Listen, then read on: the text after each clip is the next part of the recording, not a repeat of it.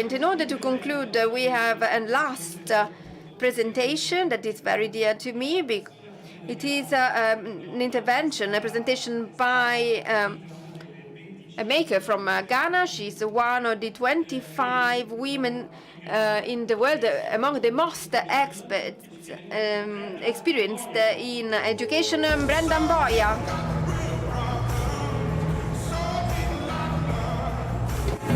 Some people think I can solve them. Very happy to have you on stage, Ava. The floor is yours. Good evening. They say if you're in Rome, do as the Romans do. And in Rome, people speak Italian. So I would say, buonasera.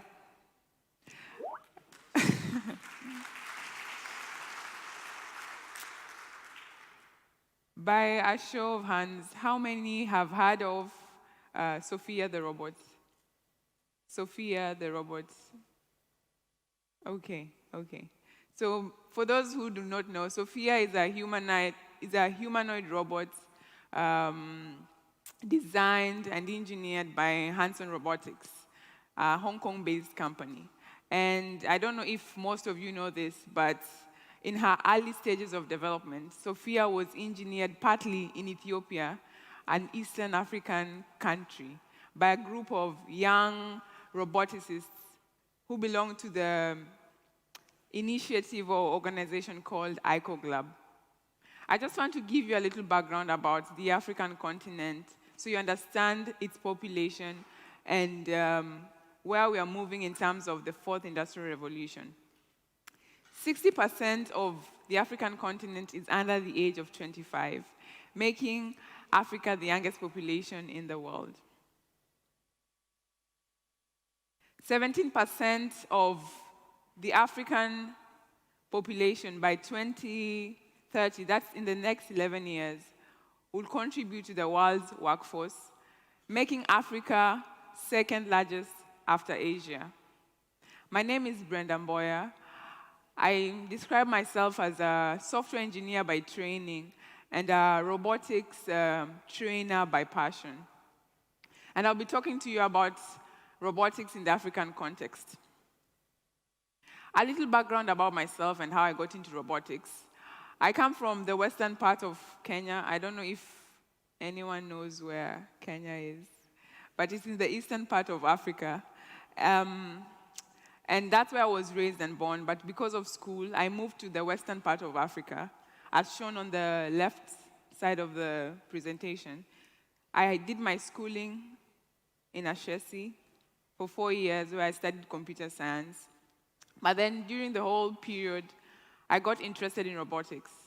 So I decided to explore robotics because of a passion and because of an interest I developed.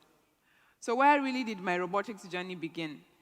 I remember back in the 2000s when I was very young, and I'm still young, because I just graduated in 2018. I used to watch the Jetsons, and they portrayed a futuristic family where they would showcase Rosie the robot. And at that point, when I was watching this, Rosie was just for entertainment for me. I never imagined that one day I'll be speaking in Rome about robotics.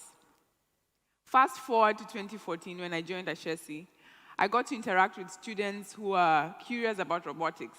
And one scenario I remember was a group of alumni who are trying to create a robot that would help anyone navigate the Ashesi campus. So they were using a turtle bot, which you can see on the right side of the presentation.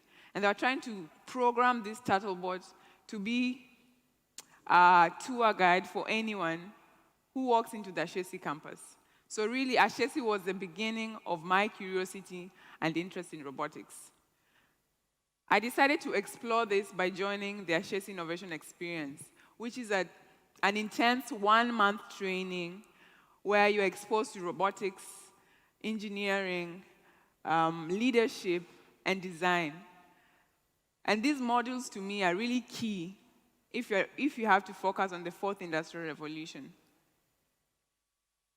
As a facilitator in the robotics module, I had to help students program robots, simple robots.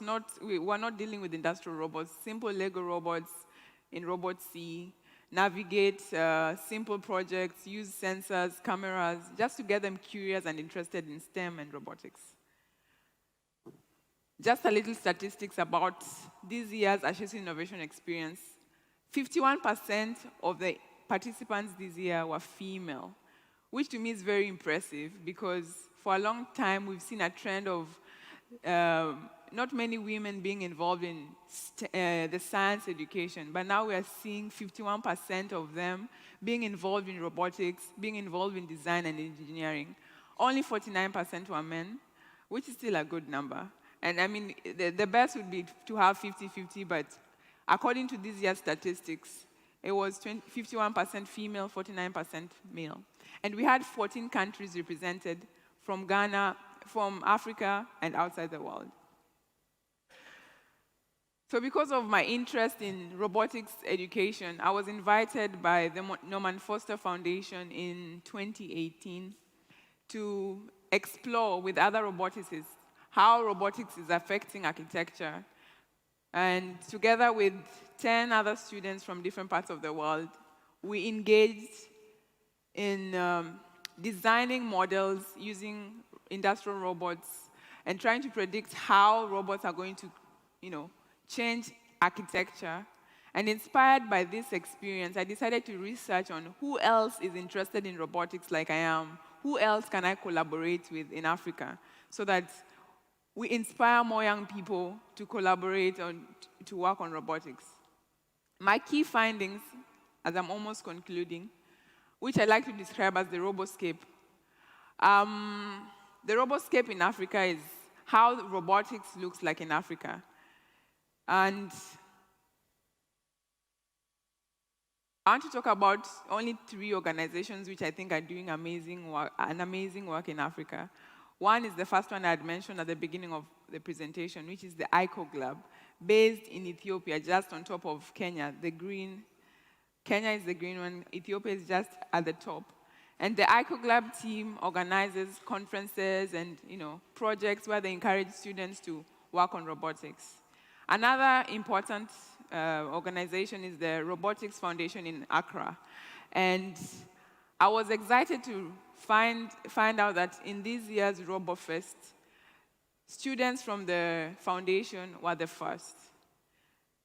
In conclusion, because I've run out of time, I think that way back in 2000s, when I was thinking about robotics as a form of entertainment, in 2019, students or young Africans are seeing robotics as an opportunity for innovation, as an opportunity for, building new models and, creating change. And I believe that Africa is greatly, greatly, greatly going to move forward in the 4th Industrial Revolution. Thank you very much. Thank you.